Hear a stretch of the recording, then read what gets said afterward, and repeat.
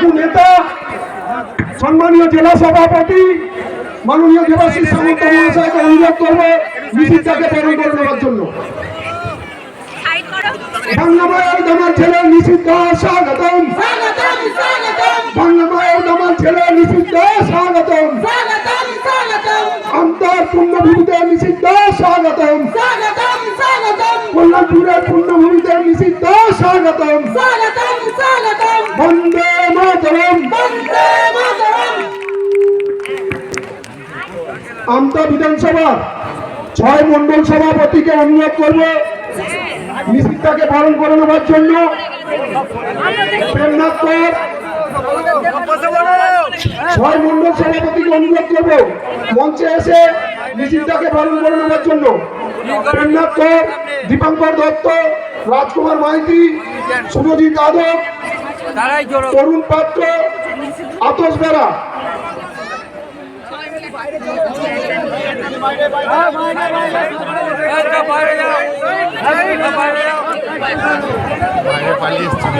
আমাদের মধ্যে উপস্থিত হয়েছেন আমাদের প্রিয় নেতা পূর্ব কেন্দ্রীয় সহ স্বরাষ্ট্রমন্ত্রী, যুব কল্যাণ মন্ত্রী, ক্রীড়া মন্ত্রী, একাধিক মন্ত্রকের উনি দায়িত্বভার সামলেছেন। তরুণ যুব সাংসদ পূর্ব আমাদের প্রিয় যুব নেতা মিছিলটাকে একটু জোরে হাততালি দিয়ে স্বাগত জানাবেন। ভারত মাতা কি, ভারত মাতা কি, বন্দে বন্দে। আচ্ছা, আমাদের এই মাঠের যাদের জন্য আজকে আমরা এই মাঠে সভা করতে পারছি তাদের জন্য একটা জোরে হাততালি। ভারত মাতা কি, ভারত মাতা কি।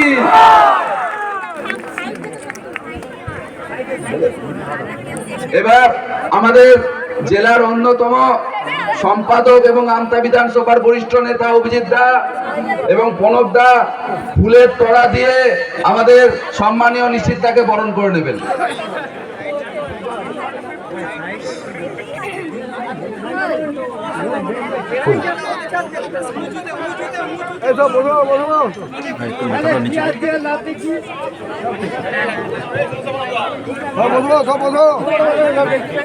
দেখলে হবে সব দেখতে পাচ্ছি না।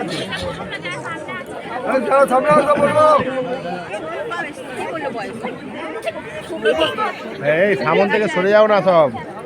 ভারত মাতা কি, ভারত মাতা কি, বন্দে বন্দে। ভারতীয় জনতা পার্টি জিন্দাবাদ, নরেন্দ্র মোদী জিন্দাবাদ, নরেন্দ্র মোদী জিন্দাবাদ, জেপি নাড্ডা জিন্দাবাদ।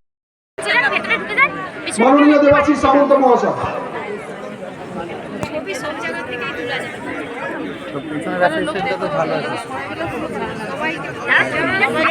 भारत माता की, भारत माता की जय श्री राम। आज আমতার পুণ্যভূমিতে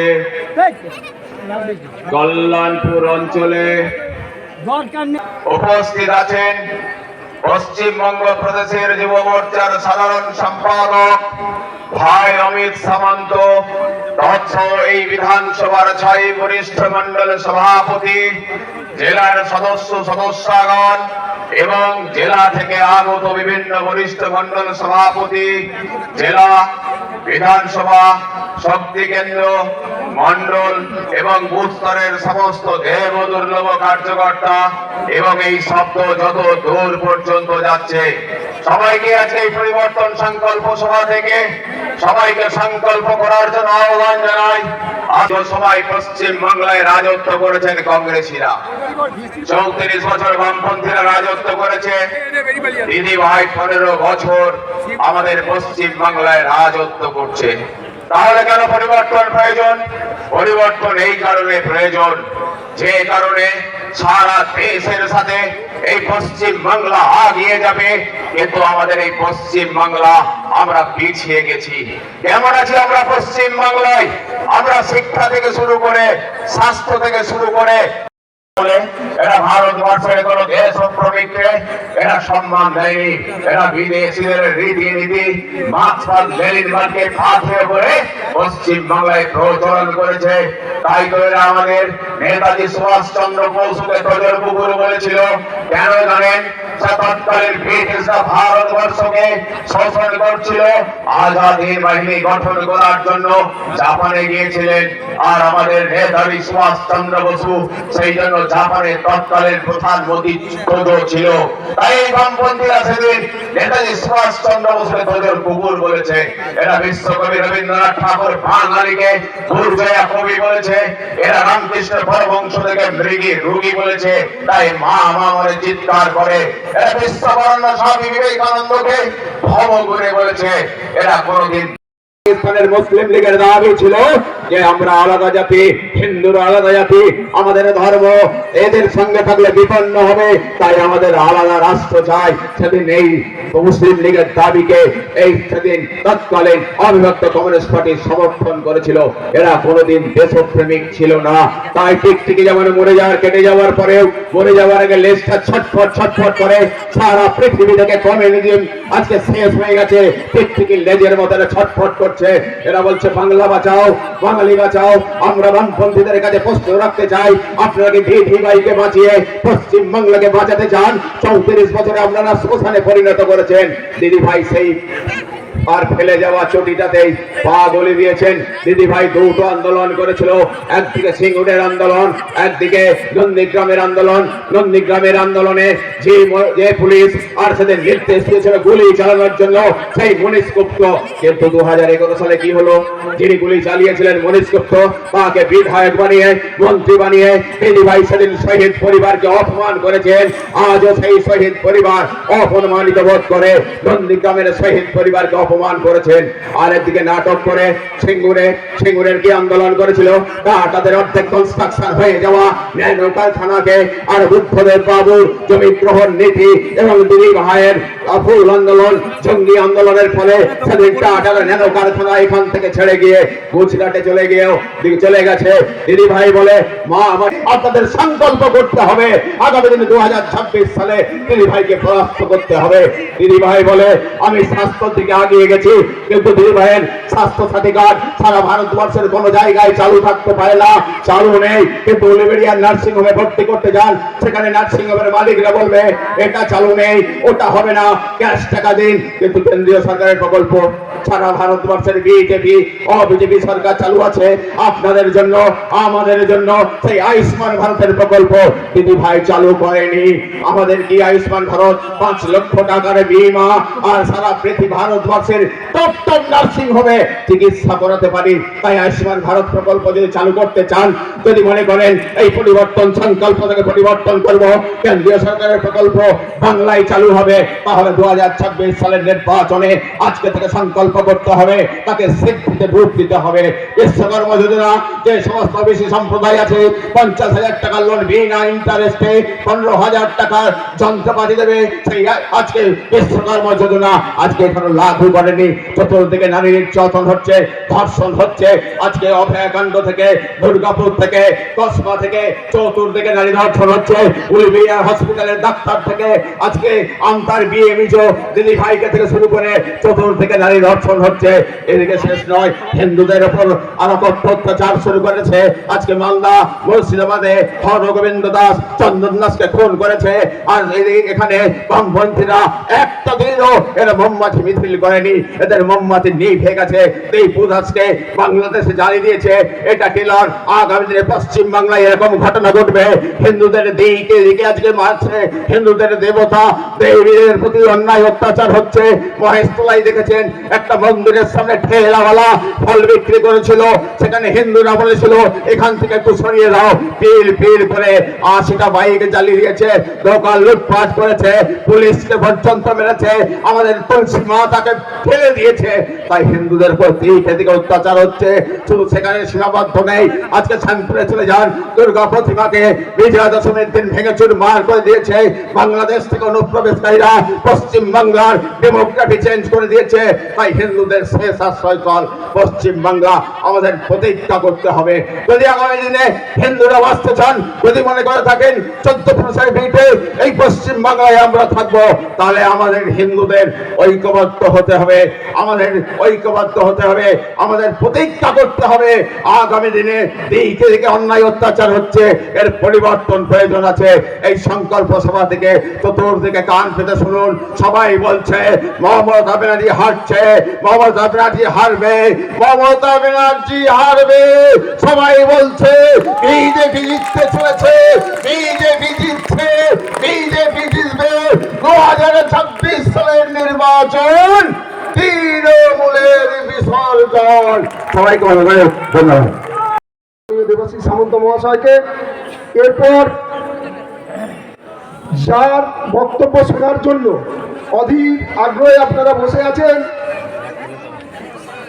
ভারত সরকারের প্রাক্তন স্বরাষ্ট্র প্রতিমন্ত্রী মাননীয় নিশীথ প্রামাণিক মহাশয়কে অনুরোধ করব আপনার বক্তব্য রাখার জন্য। নিষিদ্ধার জন্য জোরে একবার হাততালি।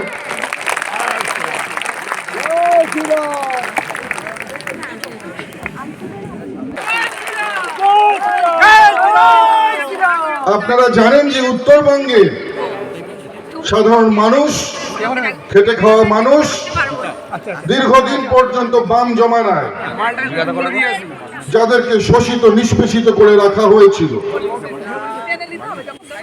তারা সবাই জেগে উঠেছে এবং সবাই মিলে একসঙ্গে দুহাত ভরে ভারতীয় জনতা পার্টিকে আশীর্বাদ। মানুষ সংঘবদ্ধ হচ্ছে, মানুষ জেগে উঠেছে, মায়েরা জেগে উঠেছে, যুব ভাইয়েরা জেগে উঠেছে এবং সাধারণ মানুষ যারা কখনো রাজনীতির সঙ্গে দূর দূর পর্যন্ত সম্পর্ক রাখত না, তারা জেগে উঠেছে। তাই শীত প্রবাহের সঙ্গে সঙ্গে যেমন রাজনৈতিক উত্তাপ বাড়ছে, সেই উত্তাপের সঙ্গে সঙ্গে আমাদের মনে হয় এই জয় শ্রীরাম, এই হিন্দু হিন্দু হিন্দু হিন্দু হিন্দু হিন্দু আজকে পরিবর্তনের জন্য প্রস্তুত। আজকের এই সভায় সম্মানীয় উপস্থিত রয়েছেন সম্মানীয় এই জেলার সভাপতি দেবাশিস সামন্ত মহাশয়, যিনি কিছুক্ষণ আগে তার অত্যন্ত মূল্যবান বক্তব্য, সেই সম্পর্কে যেমন আমরা আলোচনা করব, তেমন কি করে আগামী দিনে আমরা এই বিধানসভায় সবাই মিলে একসঙ্গে দৃঢ় সংকল্প নিয়ে এই বিধানসভার যে নির্বাচন, সেই নির্বাচনে লড়াই করে ভারতীয় জনতা পার্টিকে জয়যুক্ত করব, সেই বিষয়ে সংক্ষিপ্ত আলোচনা করব। আজকে প্রথমেই আমতার এই পুণ্যভূমি, কথাশিল্পী শরৎচন্দ্র চট্টোপাধ্যায় এই ভূমি, হাজার হাজার যারা মানুষ এখানে রয়েছেন, দীর্ঘদিন থেকে যারা বামপন্থের অত্যাচারের বিরুদ্ধে লড়াই করেছেন, সেই জ্ঞানী গুণী মানুষদের নিয়ে এসছেন। সবার চরণে কোটি কোটি প্রণাম জানিয়ে আমি আমার বক্তব্য শুরু করছি। প্রথমেই বলবো, এখানে থাকছে যারা ভুয়ো কাগজ দিয়ে থাকছে, তাদেরকে চিহ্নিত করবার জন্য এসআইআর প্রক্রিয়া কিন্তু শুরু হয়েছে। যখন এসআইআর প্রক্রিয়া শুরু হলো,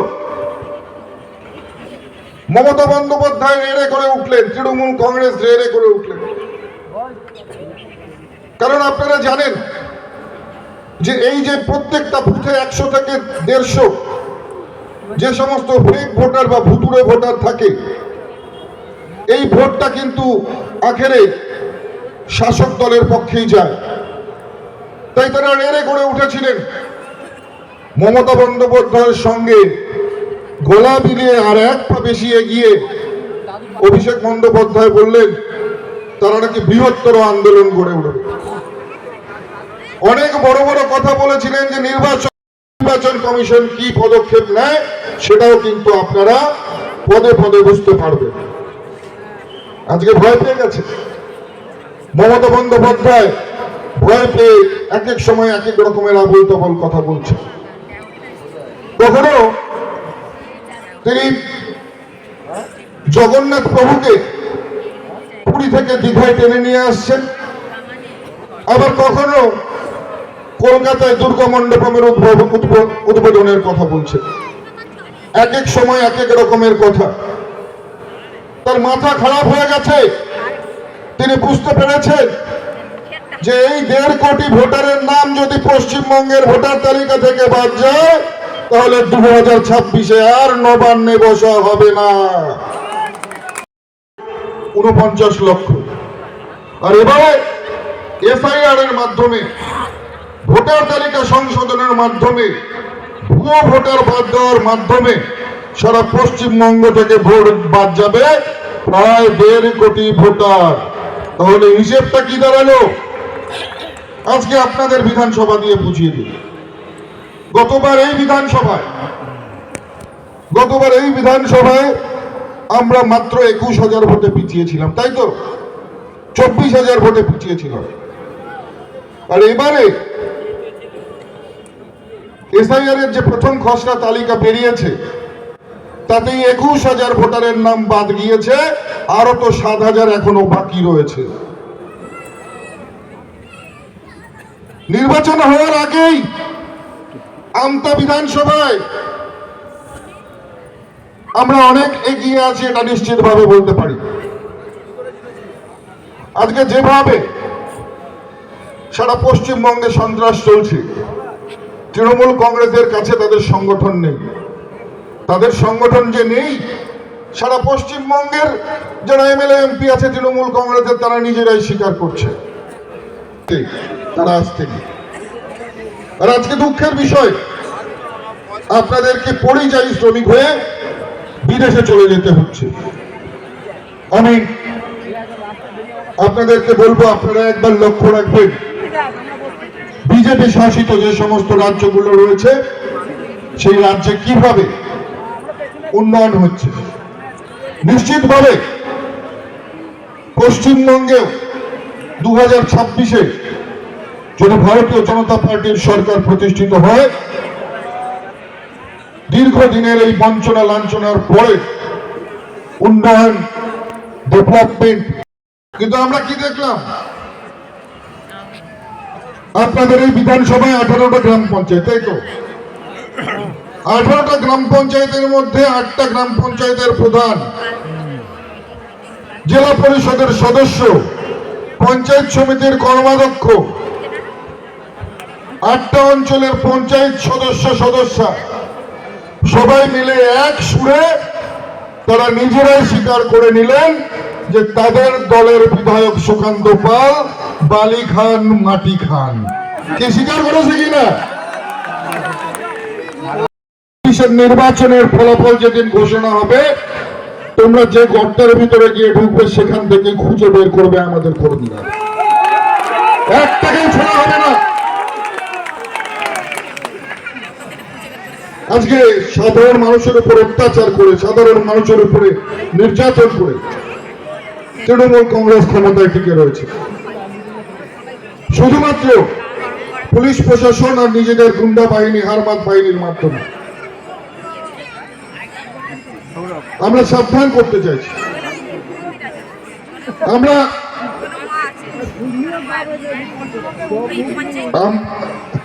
আমরা সত্যি একটা কথা বলবো, ওই যে দাদা কথা বলছেন যে মমতা বন্দ্যোপাধ্যায় চপ ঘুগনি বিক্রি করতে বলছে। চপ ঘুগনি তো আপনার আমার সন্তান, আপনার আমার ভাইদেরকে করতে বলছে চপ ঘুগনি বিক্রি। তা মমতা বন্দ্যোপাধ্যায়ের ভাইপো কোন চপ আর ঘুগনি বিক্রি করে এই 5 মঞ্জিলা বাড়ি বানিয়ে তাতে লিফট লাগিয়ে আবার চলন্ত সিঁড়ি দিয়ে চলে? এটা বুঝতে হবে, এটা বুঝতে হবে। কালীঘাটের কালিমা, ওই কাকু বলছেন কালীঘাটের কথা, কালীঘাটের কালিমাও আর কিন্তু মমতা বন্দ্যোপাধ্যায়ের এই পাপ নিতে পারছে না। মমতা বন্দ্যোপাধ্যায় নিয়ম করে প্রত্যেক সপ্তাহে কালীঘাটের মন্দিরে পুজো দিতে যেতেন, এখন বোধহয় মাসে একবার যান, সেটাও যাওয়ার সময় হয় না। তো কালিমা বলছে যে তোর এত পাপ, এত পাপ আমি এই 15 বছর ধরে সহ্য করেছি, আর নিতে পারছি না, মা আমার কাছে আসিস না। তো কালী মায়ের কাছে বিমুখ হয়ে এবার বলছে তাহলে জগন্নাথ দেবকে ধরতে হবে। তাই জগন্নাথ দেবকে বলছে আপনার পুরীতে থাকতে হবে না, আপনি দীঘার সমুদ্রে আসুন। এবার দীঘাতে এসেও দেখছে এসআইআর হয়ে গেল 1 কোটি ভোট বাদ। এখন বলছে না, দুর্গা মণ্ডপ নির্মাণ করতে হবে আমার। এবার যখন দুর্গা মণ্ডপ নির্মাণ করতে যাচ্ছে, দুর্গা মণ্ডপ নির্মাণ করতে গিয়ে দেখছে সেখানেও তার দুধের গায়েরা বাধা দিচ্ছে, বলছে আমাদের জমিতে করা হবে। এবার শিল্পের জমিতে সেখানে দুর্গা মণ্ডপ নির্মাণ করছে কলকাতায়।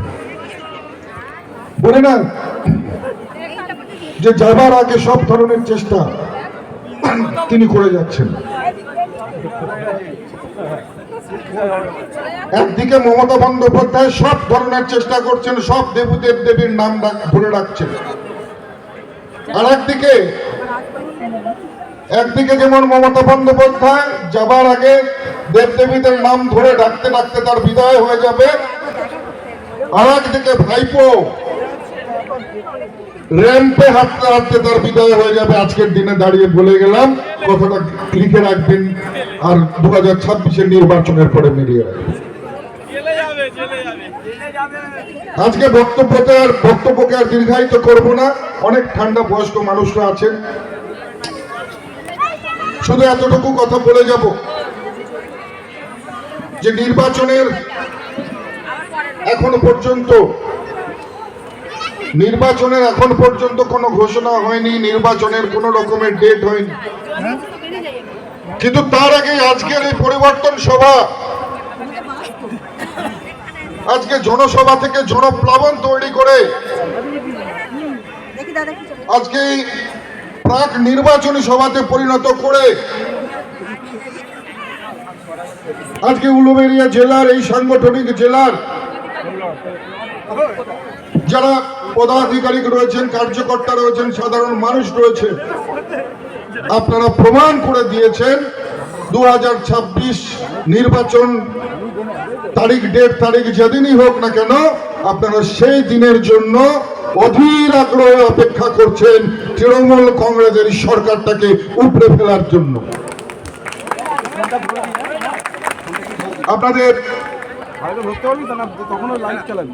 আপনাদের যেই ভাবনা, আপনাদের যেই দৃঢ় সংকল্প, আমি এই দৃঢ় সংকল্পকে নতজানু হয়ে প্রণাম জানাই।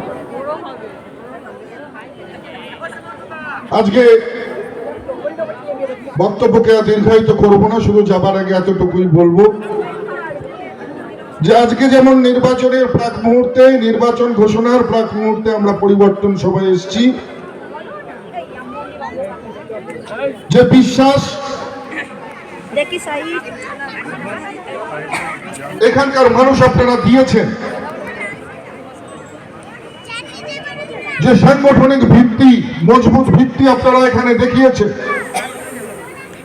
আমি নিশ্চিতভাবে বলতে পারি যে শুধুমাত্র এই বিধানসভা নয়, আপনাদের দক্ষতা এই উলুবেড়িয়া এই সাংগঠনিক জেলার যে 7টি বিধানসভার মধ্যে 7টিতেই আপনাদের এর যে প্রতিফলন আছে সেটা আমরা লক্ষ্য করতে পারব। এবং নির্বাচনের ফল বেরোনোর পরে আমাকে সম্মানীয় জেলা সভাপতি দেবাশিস দা যখনই ডাকবেন আপনাদের মাঝখানে আসবো, আপনাদের সঙ্গে দেখা করব, কিন্তু গেরুয়া আবির খেলবার জন্য দেখা করব।